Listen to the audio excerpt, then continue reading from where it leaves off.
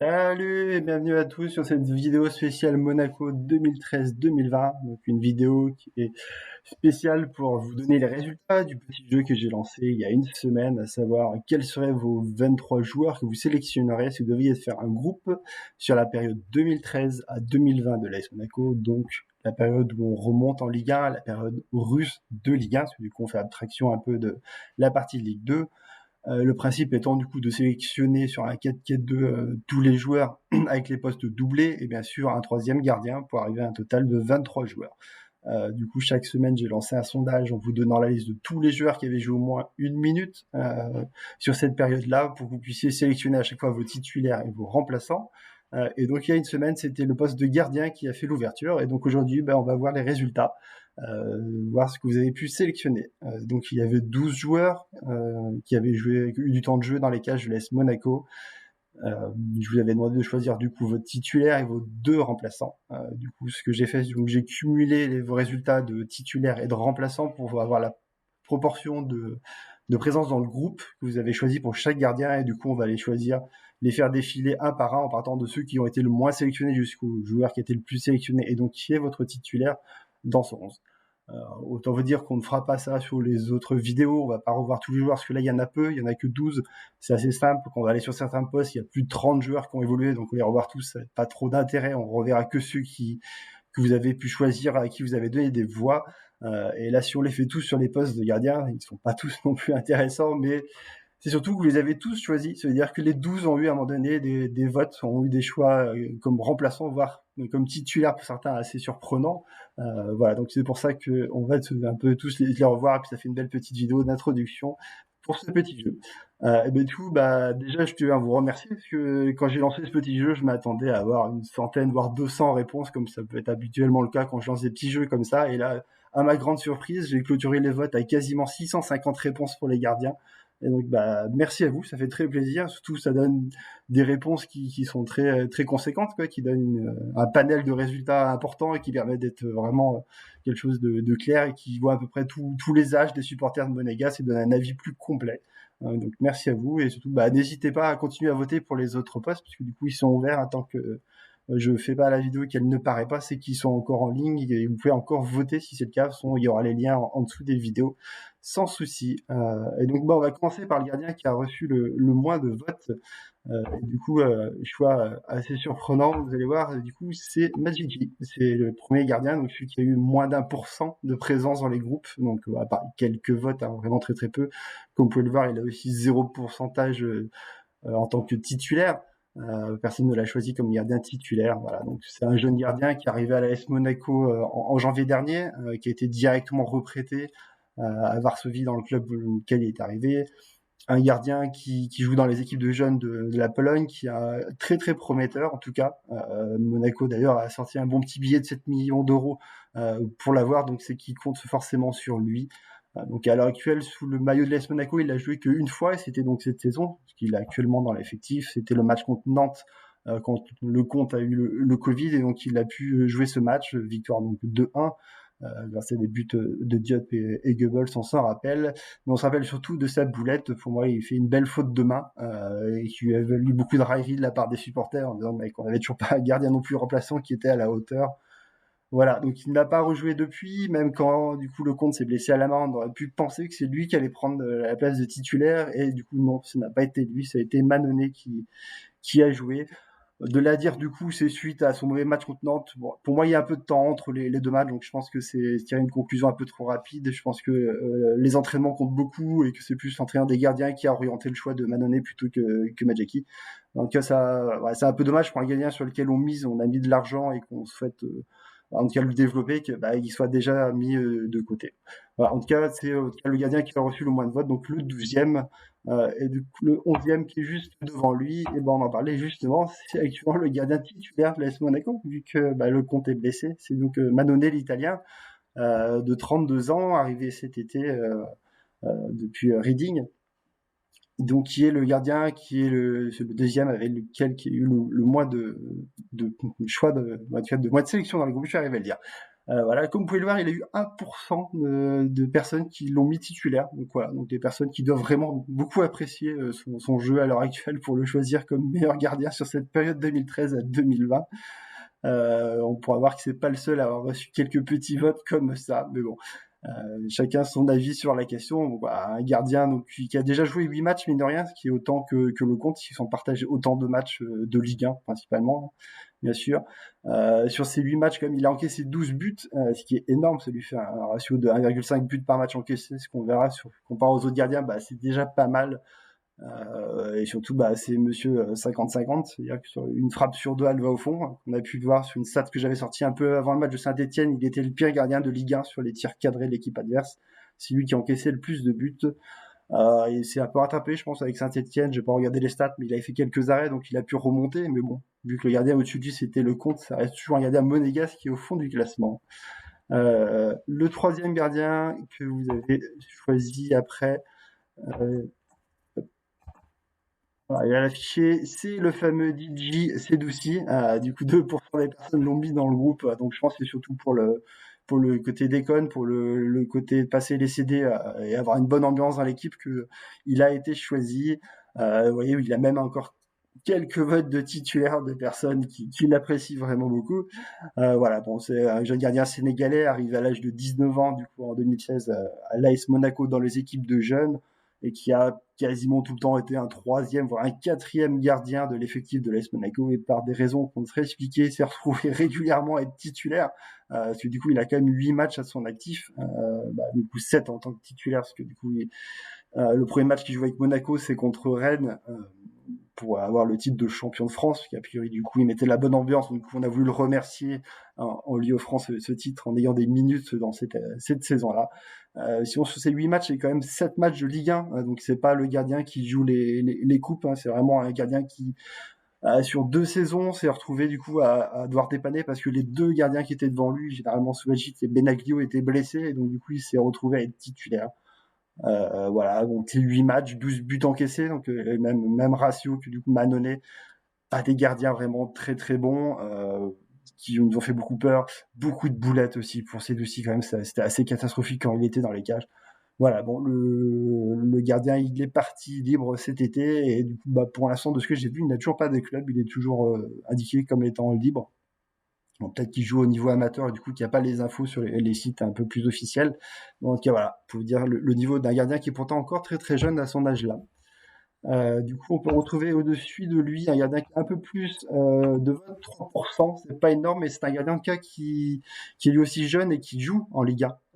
Comparé donc Nardi, qui est actuellement le gardien de Lorient, un gardien qu'on a fait venir lui aussi très jeune en 2014 depuis Nancy pour une somme de 3 millions. Il est parti l'été dernier pour 1,5 million d'euros, donc c'est une perte d'argent, ce qui est assez rare du coup pour les dirigeants monégasques. Donc un gardien qui est resté assez longtemps à l'AS Monaco, mais qui n'a joué qu'une saison, comme vous pouvez voir, comme c'est indiqué, puisque du coup le reste du temps, il a été prêté d'abord à Nancy. Il est resté une saison comme doublure de Subasic en 2015-2016, avant d'être prêté après 3 saisons de suite à Bruges. Voilà, donc en tant que doublure Subasic, il n'a pas vraiment convaincu, et puis du coup on a plus voulu lui donner du temps de jeu pour qu'il puisse progresser, parce que c'est ce qu'il avait besoin surtout. Et malheureusement, à Bruges, ça s'est pas forcément bien passé, même s'il y a une montée avec le club belge. Il n'a pas forcément séduit les dirigeants qui ont plutôt choisi donc du coup de le laisser partir et de le vendre même à un prix assez bas pour un gardien du coup qui allait en Ligue 2 avec Lorient et qui a effectué la remontée. Maintenant, il joue en Ligue 1. Voilà, donc c'est un gardien qui a joué 6 matchs, qui a encaissé 8 buts, des matchs principalement de coupe, 4 de coupe et seulement 2 de Ligue 1. Voilà ce qu'on peut dire donc sur ce jeune gardien qui a su avoir quelques petits votes pour être présent en groupe, donc 0 titularisation en tout cas, parmi vos votes. Si on remonte au-dessus, un gardien qui a largement plus de votes et qui est sélectionné beaucoup plus souvent, un gardien qui a souvent la cote, en tout cas dans le cœur des supporters monégasques, donc c'est Loïc Badiachil, du coup, qui a la cote parce que son frère aussi joue à l'AS Monaco, qui est lui aussi titulaire, déjà beaucoup plus en tout cas que Loïc dans le club. 9% des votes, c'est assez important. 1% aussi l'ont vu titulaire, donc quelques petits votes aussi de ce côté-ci. Donc officiellement on peut dire que c'est en 2016 qu'il rentre vraiment comme dans l'effectif pro de l'AS Monaco en tant que troisième gardien. Il se retrouvera très rapidement à être dans les cages, puisque du coup, sur le match de Ligue des Champions où Subasic n'est pas là, parce que Neymar il rentre trop tard de l'Euro.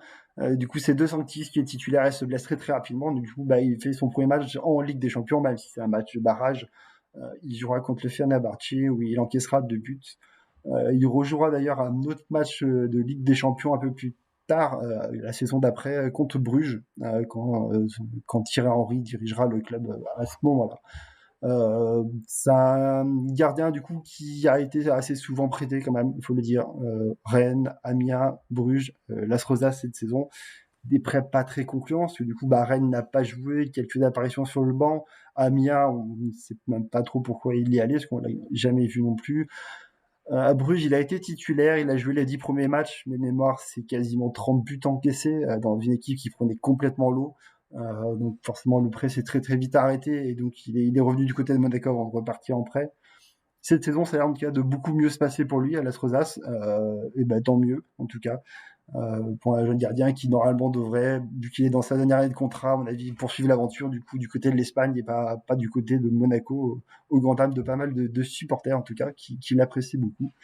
Voilà, ce que dire de plus. Donc c'est 6 matchs, 6 buts. Les autres matchs qu'il a pu jouer, donc c'est un match de Ligue 1 du coup contre Rennes pour avoir le titre de champion de France.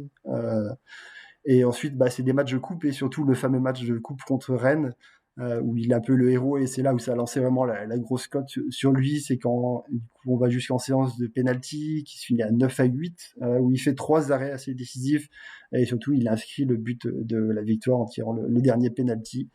Voilà, c'est surtout ça qui a fait qu'il est dans le cœur de beaucoup de supporters. Juste au-dessus, donc le 6e gardien, et là on va rentrer dans le groupe des gardiens de j'ai joué une finale de Coupe du Monde mais je l'ai pas gagné. Du coup le premier nommé sera Stekelenburg. Donc le gardien arrivé en 2014 pour une saison en prêt depuis Fulham. Donc le gardien international avec 58 sélections au total. Donc qui a joué une saison chez nous en tant que doublure de Subadic. Subadic cette saison-là, en tout cas, a été titulaire quasiment tout le long. Il a joué tous les matchs de Ligue 1 sauf un que Stekelenburg a pu jouer. Excusez-moi. Et du coup, c'est 7 matchs de coupe qu'il a pu jouer. Donc c'est juste à ce moment-là qu'il a pu s'illustrer. Donc sur ces 8 matchs, c'est seulement 5 buts encaissés, mais bon, à relativiser parce que on parle de matchs de coupe contre des adversaires beaucoup plus faibles. Voilà, ça reste vraiment un très très bon gardien sur lequel, à mon avis, on aurait pu compter un peu plus longtemps, on aurait pu essayer peut-être de le garder une saison de plus. En tout cas, moi, c'est un prêt qui m'avait beaucoup plu. Je trouvais que c'était un très bon gardien qui était assez similaire un peu dans le rôle à Subagi, dans la même carrure, la même façon de jouer, qui était assez serein. Quelqu'un que j'apprécie beaucoup. Donc, certains l'ont mis aussi titulaire là aussi, 1% encore des votes, quelques votes. Et il est présent 11% dans vos groupes. On arrive du coup sur à peu près les derniers joueurs que vous pouvez voir. Du coup, il en reste plus que 6 joueurs pour savoir du coup qui seront vos sélectionnés. Et là, du coup, avec 13%, c'est ma surprise à moi de voir que Benaglio est si bas dans votre classement. C'est pas énorme, 13% qui le voit dans le groupe. Moi, c'était en tout cas mon troisième gardien, c'était lui, c'était Benaglio, donc avec 39 matchs, qui est du coup le troisième plus gros total pour un gardien, et quasiment autant que le second. Du coup, le second en a 40. Donc vraiment un très très gros temps de jeu, même s'il n'était pas annoncé comme gardien titulaire de l'AS Monaco, parce qu'il n'y en a eu que 2 sur cette période, on peut quasiment le compter comme tel. Il y a une saison où il joue 23 matchs, ce qui est beaucoup, donc la saison 18-19. Voilà, donc le gardien suisse, du coup, qui arrivait à 34 ans à l'AS Monaco, qui avait déjà 61 sélections en équipe suisse. Il arrive libre de Wolfsburg avant de repartir, du coup, cet été en retraite. Il a fin de carrière, du coup, pour lui, suite, à mon avis, poussé par les blessures qu'il a eues la saison précédente. Quasiment tout le long, il a été absent. Et même la saison d'avant, il avait déjà quelques petites blessures aux deux qui l'avaient handicapé. Voilà, ça reste 39 matchs, mais 66 buts encaissés. Donc c'est peut-être ça qui a fait que pour vous, c'est pas le gardien que vous avez pu sélectionner dans votre groupe. Pour moi, c'est un gardien que je trouvais assez bon, qui avait quelques petits défauts, mais en tout cas qui était assez serein dans les cages, qui effectuait pas mal d'arrêts et qui repoussait en fait l'échéance de se prendre une branlée. Et pour moi, le défaut était principalement la défense qui était devant lui et les problèmes de milieu aussi, parce qu'on n'avait pas remplacé Fabinho et du coup on laissait beaucoup trop d'actions à nos adversaires et il avait à subir de nombreux tirs. Et il faisait quand même beaucoup de parades. C'est souvent qu'on disait dans le match, bah, il a fait un bon match, il peut rien sur les buts, et pourtant, bah, il en a pris 2 ou 3, quoi. Donc c'était assez dur, une période assez dure pour lui, quoi. C'est un gars moi que j'appréciais beaucoup. C'est pour ça que je l'aurais peut-être un peu plus sélectionné que les autres gardiens. Mais après, c'est vrai qu'on voit ses stats, et je peux comprendre que c'est ce que vous avez pu retenir de lui sur cette période-là. Juste devant lui, du coup, avec le même ratio, un choix qui est un peu plus surprenant pour moi de le voir au-dessus d'un Benaglio, c'est De Santis, donc Papy De Santis, qui est arrivé spécialement de la Roma en 2016 pour venir gagner un titre de Ligue 1 à Monaco. Même si je pense que quand il signe, il s'attend pas à aller gagner un titre, donc il l'a pris avec plaisir avant de partir en retraite. Donc voilà, une saison et une bien belle saison pour lui. Donc il arrive à jouer 8 matchs sur cette saison, forcément parce qu'on en joue un bon nombre. Donc c'est surtout des matchs de coupe qu'il a pu jouer. C'est 5 matchs de coupe. Un match de Ligue 1 où du coup il joue contre Lille en début de saison, et surtout bah, la Ligue des Champions, 2 matchs pour lui. Le premier, bah, il restera pas très longtemps, parce qu'on en a parlé tout à l'heure, c'était son match contre Fenerbahçe. Et le deuxième match, c'est qu'on fait complètement tourner l'effectif lors de la dernière journée contre les Leverkusen, où du coup il sera aussi titulaire à ce moment-là.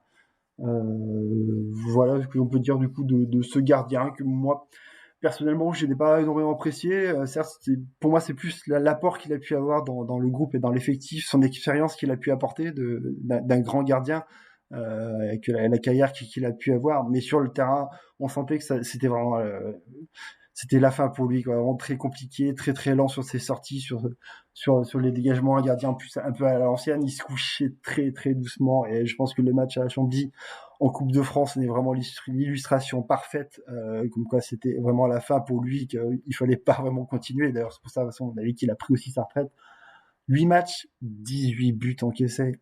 Je pense que là, on est au bout du bout. Ça prouve, c'est vraiment plus de 2 buts par match. Et c'est lui le gardien qui avait encaissé le plus de buts sur ce ratio-là. Donc, c'est pour ça, c'est un peu surprenant de le voir aussi haut dans votre classement. Mais voilà, c'est aussi un gardien qui est champion de France, un peu comme j'ai pas forcément dit, mais pour Badiachil et Si.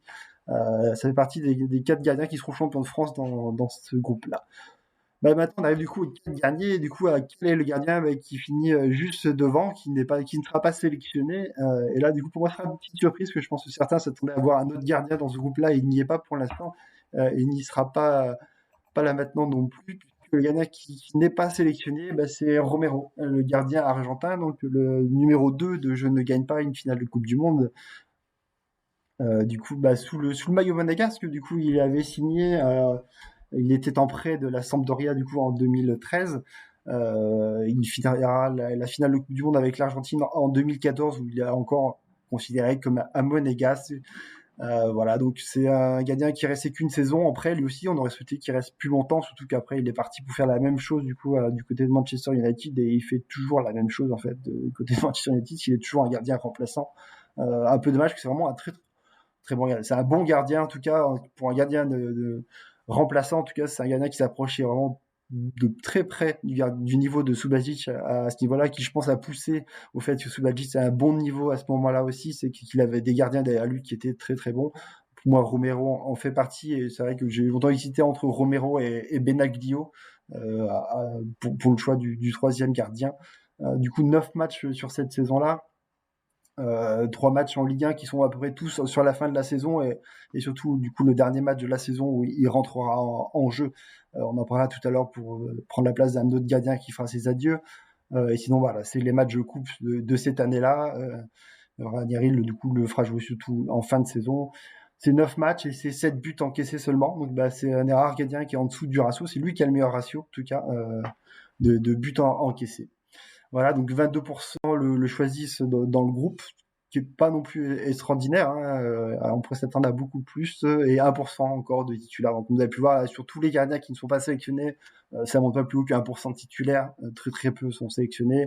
Même au niveau du groupe, seulement 22%. Les 3 gardiens qui sont en place et qui sont sélectionnés dans votre groupe ont beaucoup plus de voix et sont assez unanimes, on va dire. À ma surprise, j'avoue qu'il y en a un, je m'y attendais pas, et du coup, on va en parler tout de suite. Donc, avec 41%, du coup, vous avez choisi de prendre Flavio Roma dans votre groupe. Alors moi, je vais le considérer comme le fait que c'est un gardien d'expérience qui est bon, très ancien, hein, qu'on arrive en 2013, et qui peut apporter beaucoup. Le troisième rôle du gardien, pas énormément d'importance et c'est plus le vécu, l'expérience qu'il peut avoir qui est importante.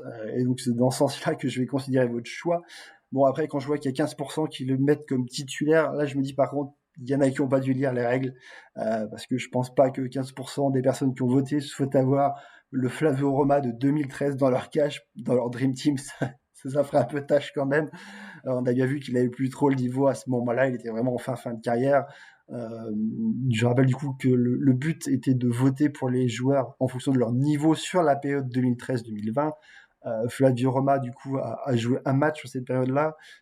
C'est le dernier match de la saison où il fera ses adieux contre Bordeaux, où il jouera qu'une mi-temps. Vous pouvez le voir 43 minutes, où il encaissera un but d'ailleurs. Donc c'est ça, 43 minutes, un but encaissé. De toute façon, voilà, Flavio Roma est un gardien de Monaco forcément très célèbre, hein, et du coup, ça, si on lance le débat Subasic, Roma, là, ce sera complètement autre chose. Parce que du coup, voilà, il est de la période 2001 à 2010, mais du coup, il était revenu au club en 2012 depuis le Milan AC, et il a pris sa retraite en 2014. Sur cette période, il avait joué 2 matchs, à chaque fois les derniers matchs de la saison. Le dernier match de Ligue 2 où il avait joué la deuxième mi-temps, et donc le dernier match de la Ligue 1 où Ranieri du coup le laissera être titulaire en début du match et sortir juste avant la mi-temps pour être applaudi par le public, ce qui méritait amplement. Donc voilà, en tout cas, c'est votre choix de le mettre dans le groupe. En tout cas, il y figurera avec 41% des voix. Euh, il est en tout cas sélectionné. Maintenant, du coup, il reste 2 places, à savoir du coup qui sera entre les 2 gardiens qui ont eu le plus de temps de jeu à l'AS Monaco sur cette période-là, les 2 gardiens qui sont annoncés comme les titulaires chaque saison, qui sera du coup votre titulaire et votre deuxième remplaçant. Là, sans surprise, du coup, on va commencer par le remplaçant, hein. On va continuer à remonter un petit peu. Et du coup, ce sera Lecomte, donc l'actuel normalement gardien de l'AS Monaco. 68% des personnes le voient comme dans le groupe. C'est assez peu à mon goût. Donc 4% comme titulaire. Beaucoup, du coup, quasiment un tiers, nous pensent qu'il ne mérite même pas d'être dans le groupe. C'est assez sévère, je trouve. Après, c'est vrai qu'il a des stats, certes 40 matchs, donc un de plus que Benaglio, ce qu'on voyait tout à l'heure. C'est 60 buts encaissés, c'est quand même un des plus mauvais ratios quand même, surtout sur un tel nombre de matchs, c'est assez important. Euh, et je peux comprendre que du coup ça fasse grincer des dents. C'est un gardien sur lequel on attendait beaucoup, parce que la fin des années Sudazic c'était pas terrible et qu'on attendait de recruter une vraie pointure. Il avait montré de belles choses avec Montpellier. Il arrivait du coup à un âge où du coup on est censé du coup être au top pour un gardien, vraiment dans les belles années. Malheureusement, sur ce qu'il a pu monter, pour l'instant, c'est pas ça. On s'attend à beaucoup mieux et on espère en tout cas qu'il va pouvoir revenir à un meilleur niveau. Pour l'instant, il est arrivé l'été dernier pour une somme de 13,5 millions, ce qui est assez important. Donc une saison complète plus une début de saison cette année avant d'être blessé à la main. Donc du coup seulement 40 matchs, en tout cas de façon avec une année de Covid plus une année où lui il est blessé, ça fait pas énormément de matchs pour un gardien qui a été 2 saisons titulaire forcément. On peut le noter aussi que c'est le seul gardien qui a des stats, du coup avec une passe décisive qu'il a réalisée, parce que du coup Subasic aussi a des stats en tant que gardien, mais c'était en Ligue 2, donc il n'en a pas en Ligue 1. C'est donc le seul gardien qui a une petite ligne de stats avec une passe décisive. Voilà en tout cas ce qu'on peut dire. Donc forcément c'est aussi le deuxième gardien en temps de jeu, comme j'ai pu le dire, avec 3600 minutes.